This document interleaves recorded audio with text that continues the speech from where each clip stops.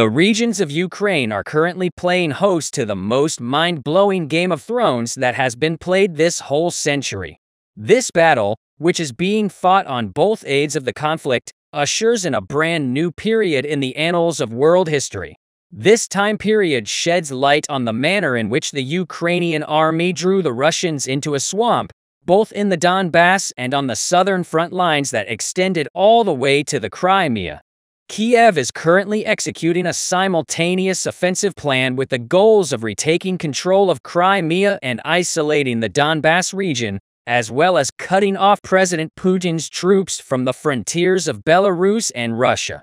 We have been witnesses to the offensive operations that the Ukrainian army has been conducting over the past few weeks, particularly in Zaporizhia, Berdyansk, Melitopol, Crimea, and the Russian cities that are located around this peninsula. What have the most recent developments been like on the eastern front lines of Ukraine? Over the course of the past few days, the Ukrainians have scaled back the intensity of the ground offensive efforts that they are conducting on the southern front lines. Moscow saw this change in military strategy employed by the Ukrainian armed forces as a lull in the conflict.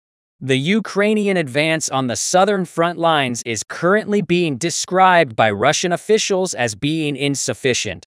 The halting of Ukrainian military operations in the Guinea trenches on the battlefield is typically viewed negatively by Russian officials as a circumstance that is unfavorable for Kiev. However, we were able to deduce from the extraordinary activity that was taking place on the eastern front lines that Kiev was employing a totally new offensive strategy in recent days. The Ukrainian army has initiated sudden and brutal offensive activities in the vicinity of Bakhmut, where it has taken the initiative which even the Russians did not anticipate. These activities have been taking place in an area where the Russians were surprised as a result of the Wagner Group's withdrawing from Bakhmut and the areas surrounding it. Holes were left in these front lines which the Russians worked to fill. The Russian armed forces have sent additional troops to strengthen their presence in the city of Bakhmut and in the location surrounding the city.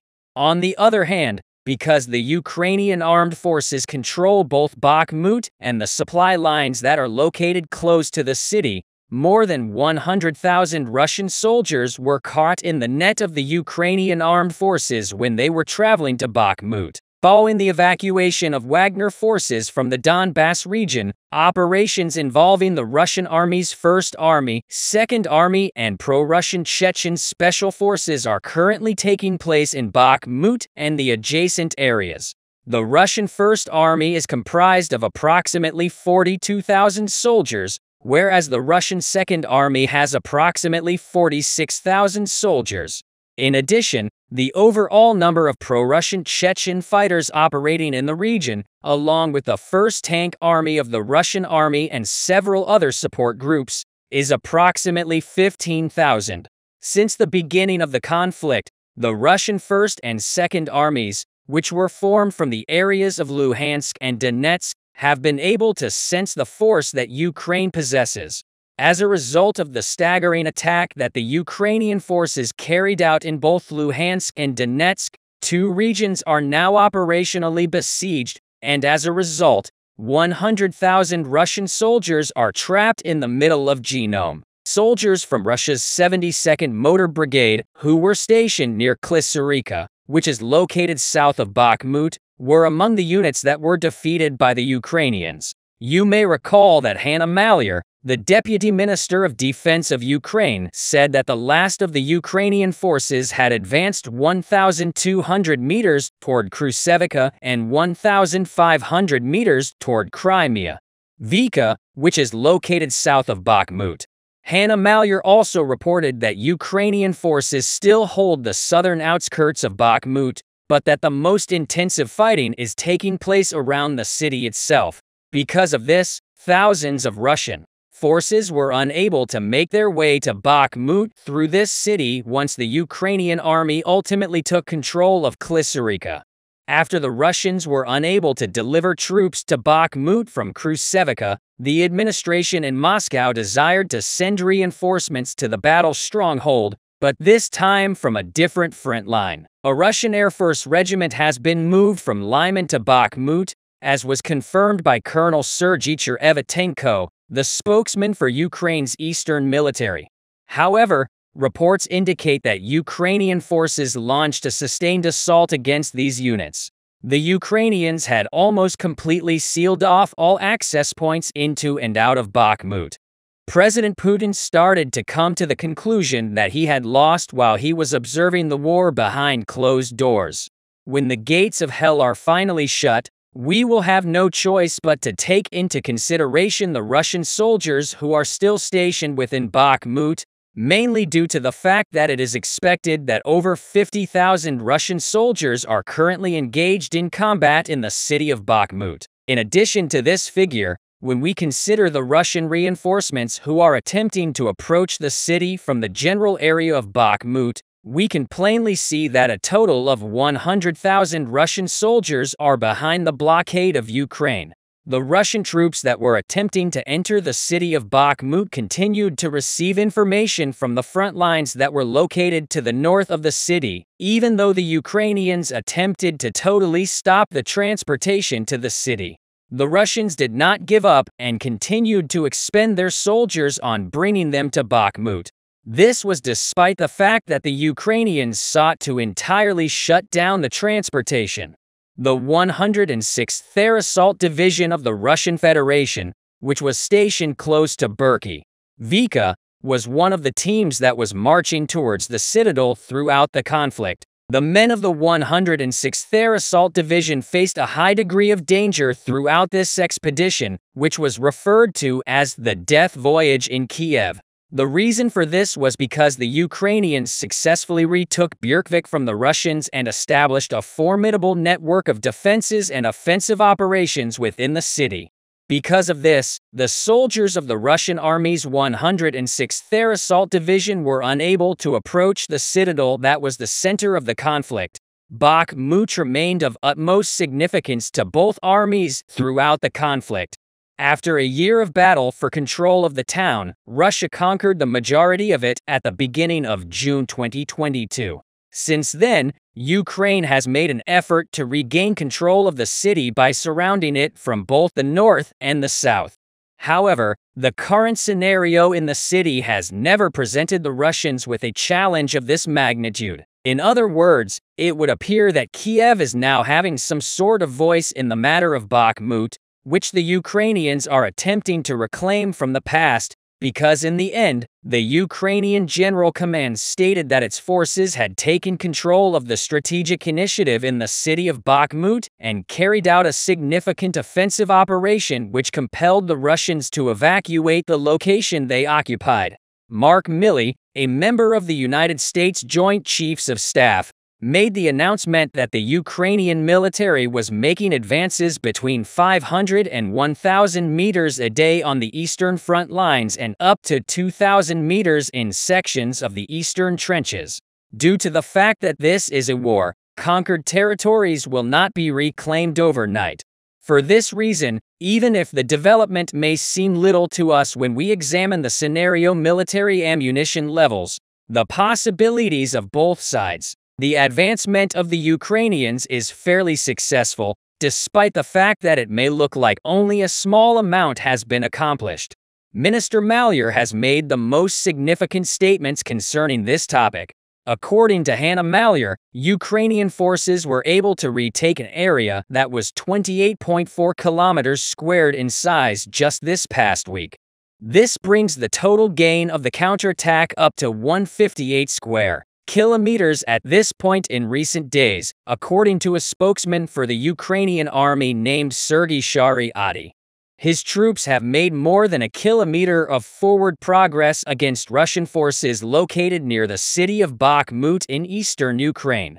His comments were the most recent indication that the counteroffensive, which was initiated by Kiev at the beginning of June, is making modest success, despite the fact that Russia's descriptions of the battle in the Bakhmut sector diverge with those of the Ukrainian government. Despite the fact that the Russians do not believe these justifications, the Ukrainian armed forces continue to demonstrate how successful they are, both at Bakhmut and on the front lines in the vicinity of this city.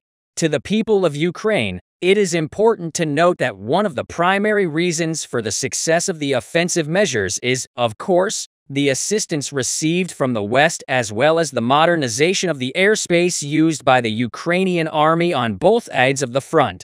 The Ukrainian army launches thousands of civilian and military drones every day.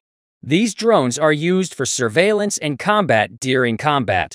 These vehicles might be used for scouting, attacking positions, or assisting commanders in coordinating the operations of warriors. According to Kiev, the qualitative disadvantage posed by the adversary can be mitigated by the implementation of technology solutions that considerably boost the efficiency of the armed forces. According to him, this is the reason why he feels that the Ukrainian forces' ability to corner the Russians increases in proportion to the number of drones they have operating within their airspace. Because the Ukrainian armed forces now have access to a much wider variety of weapons than they did before, dominating the airspace with unmanned aerial vehicles is reasonably straightforward. Plan for Kiev. In addition, because of the military assistance that has been provided by the West, the airspace and ground assault capabilities of the Ukrainian army are currently at a significantly higher level than they were before the conflict began. Even if we cannot overlook the help that the West and the United States are providing for the Ukrainian military, the innovation of the local Ukrainian force, in accordance with the plan that Kiev has devised, is equally essential to successes against the Russians. Logic 7, a Ukrainian information technology company, develops universal training tools for the purpose of improving the firing skills of Ukrainian military troops.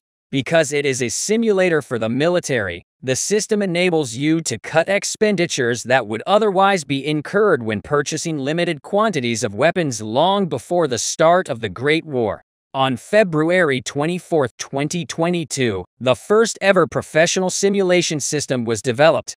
In the year 2019, the corporation launched its first venture into the realm of military technology. With the development of a prototype, the TAD tank and the BMP-2 combat vehicle. Both had their controls simulated by this device, which was installed as a simulator after some time had passed. In addition to this, the Ukrainian company developed a simulator for use in fire training. The outbreak of the Great War and the huge mobilization of people, many of whom had previous expertise in the use of weapons, were the impetus behind the Ukrainian company's decision to develop prototypes of simulated fire control systems. In this regard, the Ukrainian business expanded its product line by introducing two new variations of manual anti-tank grenade launchers, the RPG-7 and the RPG-22. These were added to the existing submachine gun and pistol. At the moment, the UNS system is composed of 24 different weapon modules. These modules include the NLA and Javelin anti-tank systems, the Stinger and Igla portable anti-aircraft systems, and the Igla portable anti-aircraft system, along with making adjustments for the velocity of the wind and the temperature of the atmosphere. The Ukrainian business that developed the simulator took into account ballistics for each sort of weapon that it featured. In addition, the calculation of the angular velocity and trajectory of the projectile in accordance with ballistics determined by the manufacturer is incorporated into the design. When all of these considerations are taken into account, it is possible to make the usage of virtual weaponry as realistic as humanly possible. In addition, the weight and size of the simulator models are identical to those of the actual weapons. This enables service members to acquire muscle memory, which in turn assists them in effectively carrying out combat operations. Estimates provided by the company indicate that more than 45,000 individuals in Ukraine have successfully completed this program. This count does not include the people who are working on the systems that are being handed over to the armed forces.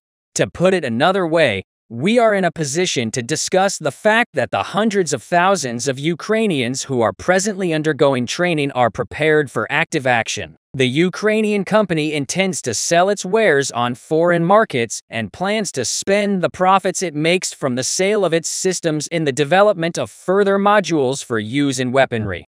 This circumstance is one of the indications that explains why the offensive strategies that Kiev created in order to win the war that the Ukrainian army fought against the Russians were so effective. What kinds of unexpected developments on the battlefield might we expect as a result of the combination of Ukraine's national military innovation initiatives with the military and financial help of the West and the United States? This question solution is starting to become more clear to us day by day. A decline in military capability is being experienced by the Russians. At the same time that the Ukrainian army continues its process of modernization and development, we may argue that the Russians will finally leave from the seized Ukrainian territory under these circumstances. And we can also say that Kiev will gain the victory it has been waiting for a very long time. Both of these outcomes are possible under these circumstances because the Russian military does not have an infinite supply of military ammunition and Moscow's allies are not providing assistance in this area. In a nutshell, it's possible that the Russian military would withdraw its forces from the Donbass region to their own border line and then head back to the Crimea, which will leave us in a position where we will have to deal with the aftermath of that.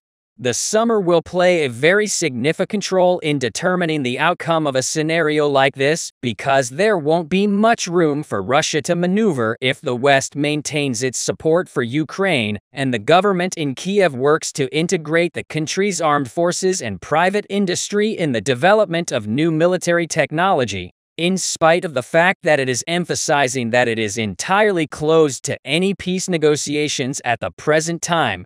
The Kremlin administration, and notably the Russian leader Vladimir Putin, will have no alternative but to sit down at the table when the time comes for it to do so. The Zaporizhia region is still being impacted by the Ukrainian army's counter-offensive operations south of Velika.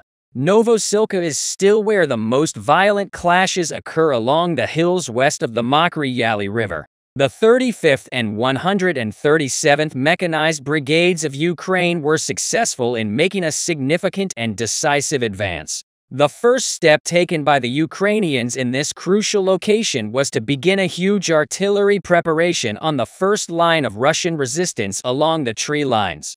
Then, using several armored battle vehicles, the Ukrainian forces began a mechanized assault on Neskichny, south of Velika Novosilka. This attack quickly started to turn southwest toward the city of Storozhev, which is situated near Neskichny. So the Ukrainians were able to strike both cities south of Velika Novosilka with a powerful mechanized assault. However, in Bakhmut, Ukrainian forces began a significant offensive campaign. These powerful assaults attracted the Russians' attention and secured the direction of the Ukrainian infantry troops moving toward Neskichny and Storozhev, rapidly closing the gap in both cities at the same time. Ukrainian infantry forces began striking the last Russian military positions. The Ukrainian infantry troops' goal at Neskichny and Storozhev was to carry out this maneuver indefinitely. And with each repetition, the Russian defense was breaking down more quickly. Following the initial assaults, the Russians were forced to leave Neskichny, Storozhev, and Bakhmut. It started the second round of Ukrainian attacks in the Zaporizhia region, which led to the liberation of Makiivka as verified by the Deputy Minister of Defense of Ukraine. The Ukrainian assaults at Makiivka were more serious, and when the infantry assaulted the hamlet, the Ukrainians started employing tanks to breach the Russian fortifications in the woodland roads surrounding the village. The 35th and 137th Mechanized Brigades of Ukraine were said to have taken part in these daring offensive actions. As it turned out, the Russians were unprepared for such a powerful offensive, and they swiftly vacated these positions after the Ukrainians seized Makiivka. Additionally, the Russians sought to destroy the village with air conventional and thermobaric cannons. As soon as the entire Ukrainian assault unit arrived in the Makiivka region the same day, Russian forces launched an assault into Makiivka in an effort to shield the retreating flanks from Rivne forces. This attempt at an attack failed. However, the Russians were reluctant to just abandon Makiivka. According to reports in Moscow, Russian soldiers attacked Makiivka at least 3 times during the day, compelling the Ukrainians to deploy their forces there, even if part of the forces had moved to the next line of defense. Such efforts reduced the pressure from Rivne and helped Russian troops to repel modest Ukrainian attacks. They were reportedly aggressively excavating a ditch 700 meters south of Makiivka, according to Russian reports. But despite all their efforts, Russia was unable to stop Ukrainian forces from capturing Makiivka. Kiev's plans for a major onslaught carried on as planned when the Ukrainians flew their flags in Makiivka. In addition to offensive actions in Makiivka, Ukrainian forces were eradicating Russian reinforcements and troops in the back. The Maria's Birds Attack UAV Battalion, the most dreaded drone detachment, has been deployed here. According to Ukrainian authorities, Maria's Birds recently destroyed 8 Russian tanks after pinpointing the location of 4 of these attacks. It was discovered that Maria's Birds had destroyed 2 Russian tanks at Staromainsky and 2 at Zavatny Boyana. Special operators Omega, who provided information on the offensive operation in Staromainsky during which they destroyed Russian tanks, were also moved by the Ukrainians. Finally, detachments of reconnaissance aircraft from the 55th and 129th Brigades of the Ukrainian Army described how they coordinated with the artillery crews to destroy at least 4 pieces of equipment on Staromarinivka. The Ukrainians continued their offensive and reconnaissance operations in Zaporizhia after the Russian tanks were destroyed. According to Russian sources, the Ukrainians have finished demining the area between Lavagny and Pruna and are now enforcing a reconnaissance operation. This information pertains to the ongoing counterattack operation. These reconnaissance efforts provided a clear hint that the next significant strike would originate in this area. Additionally, the Ukrainians kept up their cleaning and surveillance efforts in Novogeorgievka, northeast of Livny. With these measures, the Ukrainians successfully blocked off Lavagny, Paryatina, and Novogeorgievka. As was predicted, the offensive campaign of the Ukrainian troops resulted in the liberation of several cities, including Livny and Novogeorgievka. The Ukrainians resumed their march after freeing these 2 cities. The city of Rivne was one of the targets of the Ukrainian army, which was acting in accordance with Kiev's offensive preparations in the Zaporizhia region. The Ukrainians had come dangerously close to placing the Russians under pressure. The Ukrainians were able to capture all 6 settlements as a result of these potent offensive operations, and they kept moving forward on the crucial front lines between Zaporizhia and Donetsk. In other words, Ukraine was spearheading a small-scale offensive using expert infantry units, planned attacks, and offensive strategies to capture territory and cause casualties. The anticipated Ukrainian armed forces counter-offensive in Zaporizhia has so far been planned out and systematic. For the first 2 weeks, the Ukrainian army employed UAVs and armored vehicles in precise attacks on close-range targets, typically no more than 1 or 2 villages or forest lines. Independent news sources and Russian military bloggers all concurred that Kiev's top military command has thus far adopted a cautious approach of gradually weakening Russian formations, gaining ground, avoiding significant risks, and minimizing Ukrainian losses to the greatest extent feasible. In actuality, this was something that Russian military bloggers and news media were correct about, because it is obvious from the 2-week Ukrainian offensive operation on the Zaporizhia-Donetsk front lines that the Russian troops fled with their equipment, ammo, and weapons while risking their lives, which put an end to the fighting. The Ukrainian onslaught, according to pro-Russian blogger Vladimir Rogov, may have been first struck by Russian artillery and then by anti-tank missiles fired by Russian forces. Rogov further asserted that after the Ukrainians withdrew Russian artillery, planted explosives along the Ukrainians' route to escape, and that Russian helicopters later destroyed the cars that got lost in the surprise minefield. However, the Leopard 2 battle tanks from Germany and the M1 Bradley battleships from the US helped the Ukrainian offensive operations in Zaporizhia to continue effectively. Vladimir Rogov, on the other hand, altered his mind following these successful Ukrainian attacks and agreed that Ukrainian forces were making a significant advance on the steppes of Zaporizhia, Donetsk. Can the Ukrainian offensive in Zaporizhia, though, penetrate the Donetsk region's interior?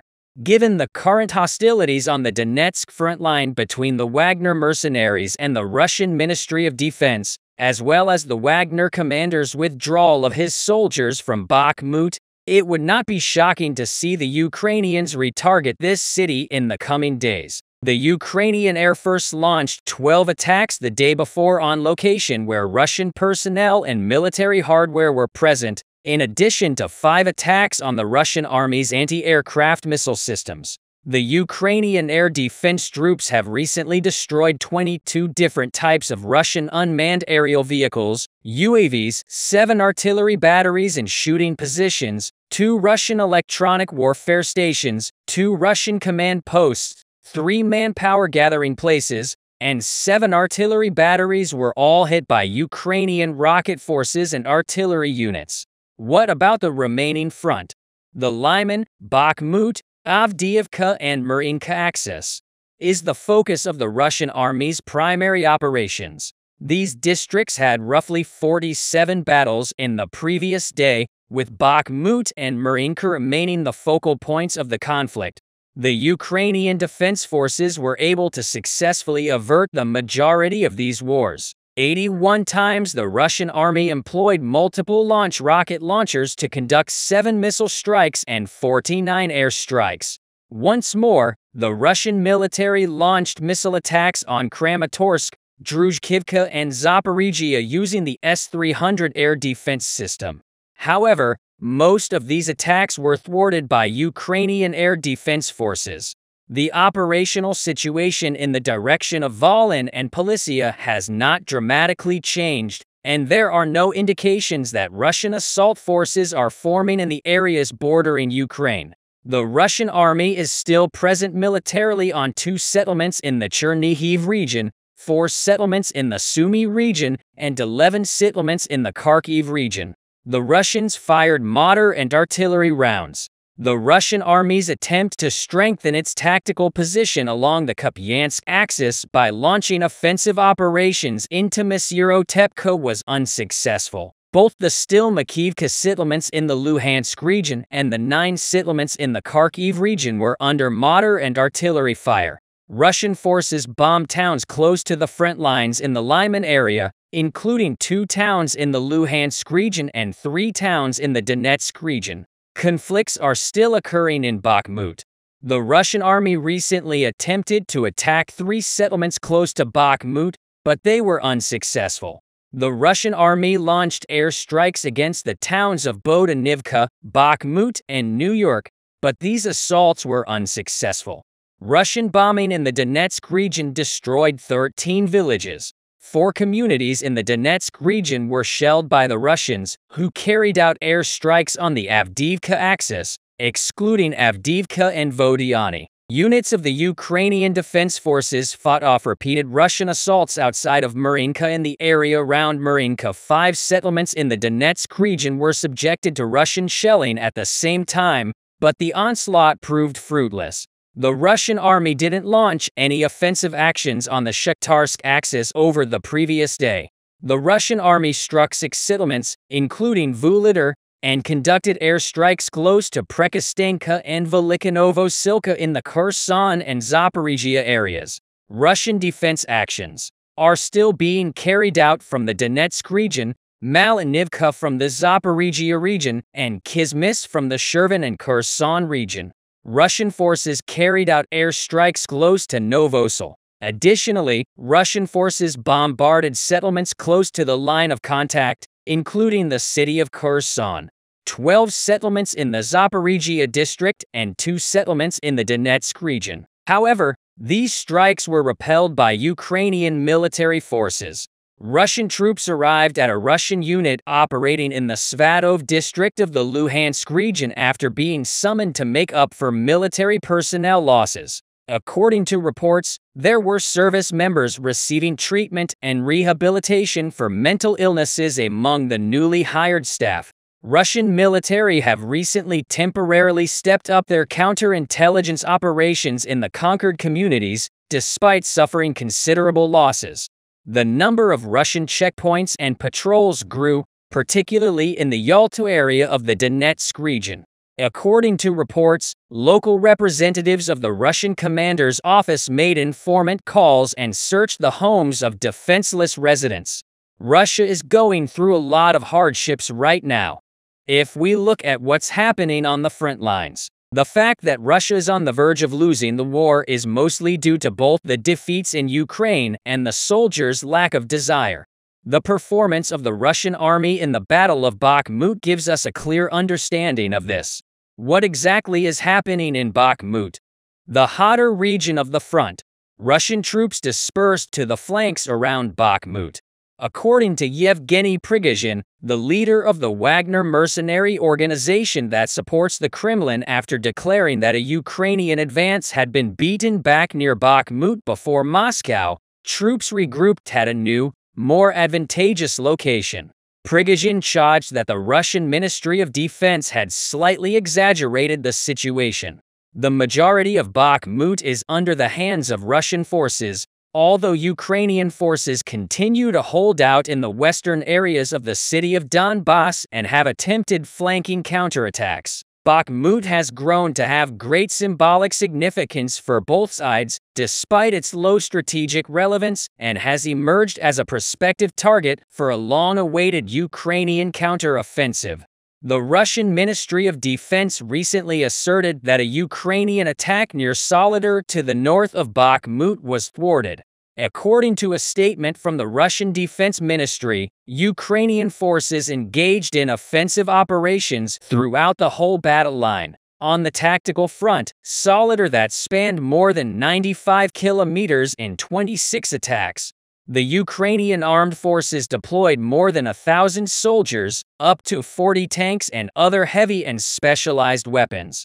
Units of the Ukrainian armed forces launched no attacks and nothing was accomplished. They allowed Russian forces to defend the forces of the southern group of Russian troops, grabbed control of the border on the Marinivka front, taking use of the advantageous circumstances provided by the Bykhovka Reservoir in order to improve the stability of the defense.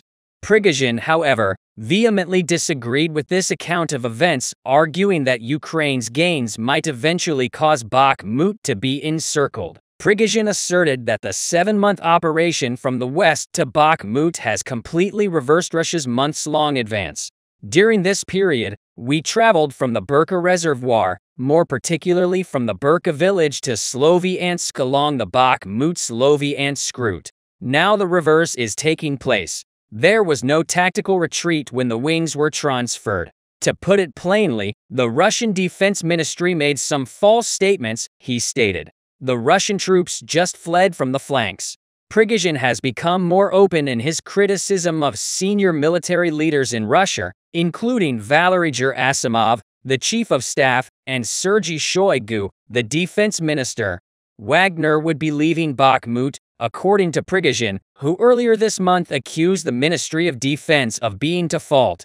However, once more supplies were promised, Prigozhin changed his mind. Prigozhin, sometimes known as Putin's chief, insisted last week that Bakhmut will be captured. The enemy is well-equipped, well-trained, well-coordinated, and resists with dignity. The Ukrainian defenders applauded and said, "Therefore, we move on.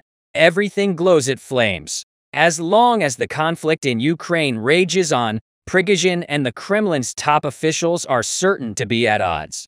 Prigozhin allegedly tried to fire Shoigu and Gerasimov and replace them with friends, which is why he intensified his criticism of these two officials. Although it is now difficult to verify these assertions as the war goes on, the internal disagreements between Prigozhin and Kremlin officials will become more serious. Air threats increased globally as a result of the wars that erupted in the latter half of the 20th century. Both air defense systems and air threat components have advanced, along with technology, with contributions like deterrence in times of peace and crisis, and limiting enemy air and missile attacks in times of war. Air defense takes front stage. Air defense systems once again stress their significance in these times of the most deadly wars of the 21st century. Numerous air defense systems, particularly S-400 and S-300 batteries, are on the menu in the ongoing conflict between Russia and Ukraine. The S-300 air defense systems were actively utilized by Russia before the war. It was not believed that the Ukrainian armed forces could take down S-300 Siemens or even S-400s. However, using MiG-29 fighter jets, Bayraktar, TB2 missiles, and even artillery, the Ukrainian forces were able to destroy the Russian S-300 air defense systems. The Ukrainian General Staff has announced the destruction of at least 12 Russian S-300 air defense systems and at least 2 S-400s. So far, 7 S-300 and at least 1 S-400 have both been confirmed to have been destroyed by open sources. Recent Ukrainian operations appear to have caused these losses to rise even further. Let's examine how Ukraine eliminated Russian air defense systems in more detail on the southern and eastern front lines. The Ukrainian battle is reportedly advancing in two branches. The Zaporizhzhia region is among those parts of the southern front line where fighting is most intense.